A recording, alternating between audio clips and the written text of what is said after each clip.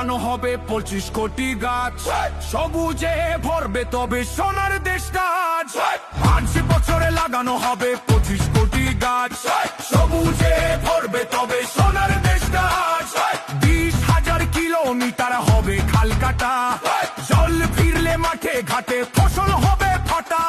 Family কার্ডে যাবে সবার ঘরে খাবার, শিক্ষায় আলো তেমনি কাটাবে আধার।